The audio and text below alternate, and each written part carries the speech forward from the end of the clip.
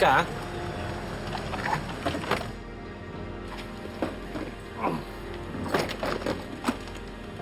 Ingat ka, ha? Ninang, thank you. Ingat ka.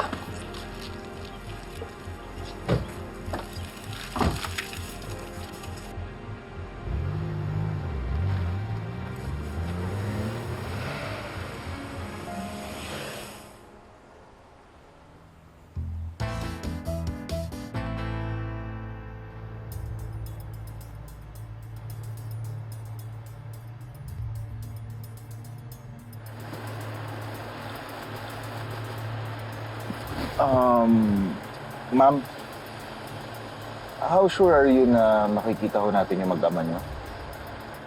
Actually, I'm not sure. Kaya nga nag-aabang tayo. But this could take so much of our time. Attorney, ano bang kinocomplain mo? Tatakutin na naman natin yung mag-ama ko.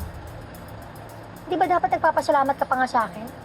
Per hour ang bayad ko sa'yo. Ma'am, lilinawin ko lang ho, Tutulungan ko ho kayo. But only within legal bounds. I will not cross the line. Sana ho malinaw po yun.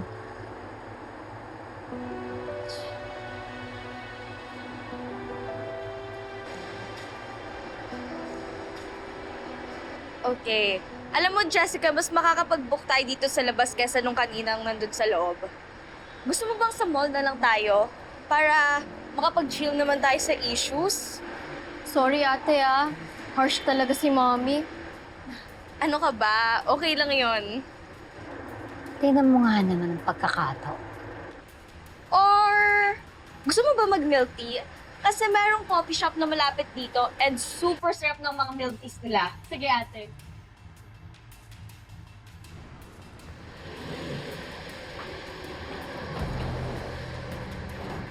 Jessica, Mommy, anong ginagawa niyo dito?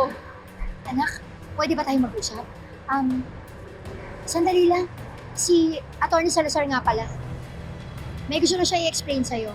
Attorney, this is Bakit my may daughter. lawyer? Jessica, hi. Nag-consult sa akin ang mami mo. Sabi niya kasi kinuha daw ikaw at inalayo sa kanya ng daddy mo without her consent. Kaya i-demanda ang daddy mo ng kidnapping.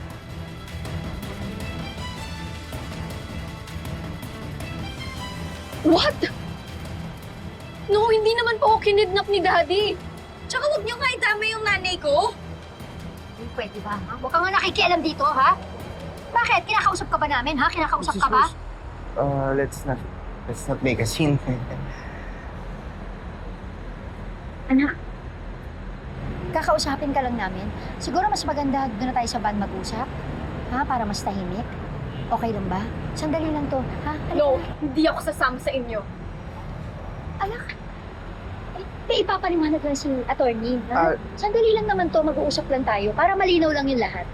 Jessica, huwag ka mag-alala. I will mediate. Jessica.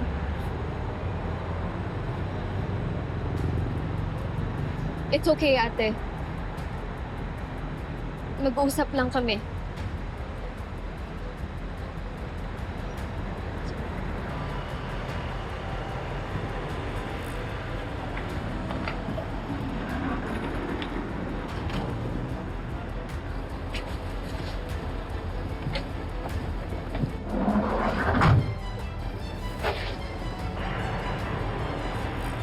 Sa wakas, nakuha rin kita. Manong, paandarin mo na yung van! Sinabi na paandarin mo na yung van, eh! Ano nga, Alis? Akala ko po ba mag-uusap lang tayo, Mom? Shut up! Lock the door! Manong! Huwag ka aalis, ha? Mrs. Cruz! Wala naman ito sa usapan natin. Oh, Mom, let me go! No, no! Kuya, Ano nga po pala, kuya? Kapag daw naiinip ka, pwede ka nang lumabas para makapanood ka ng TV doon. Salamat, Didang. Didang? Ay, Didang. Ate! Manuel, pasensya na ha. Didang, bakit hindi mo inayos yung mga gamit kong dadalhin sa office?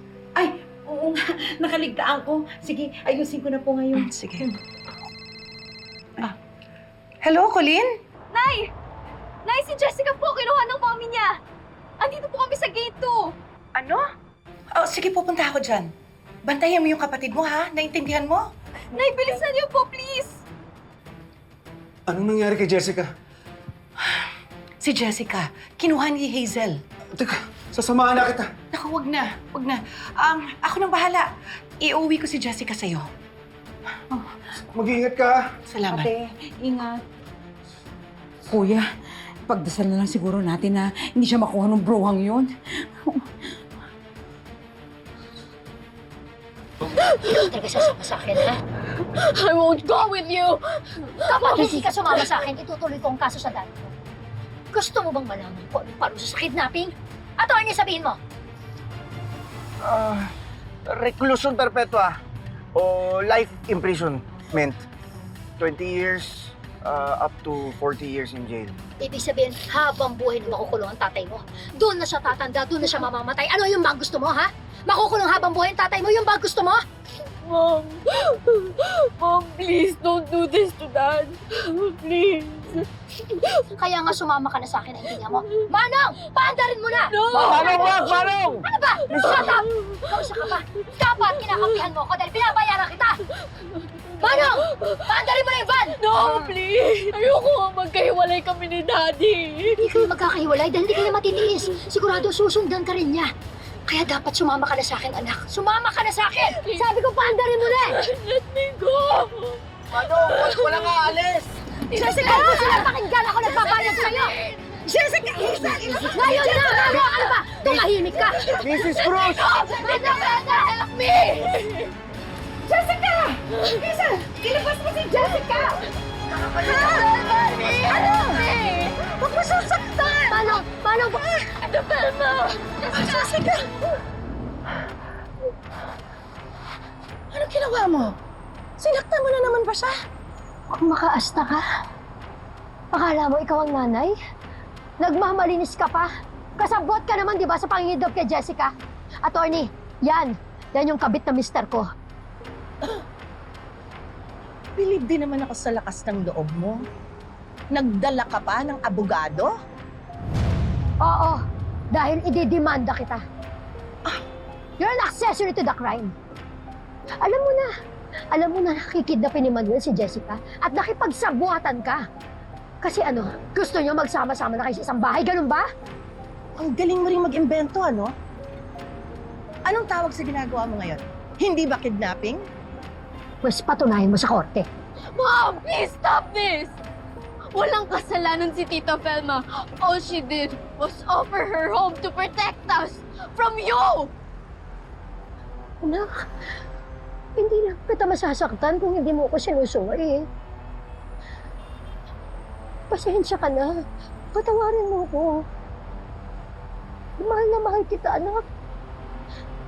Anak, oo, sige. Nagkamali ako. Mali.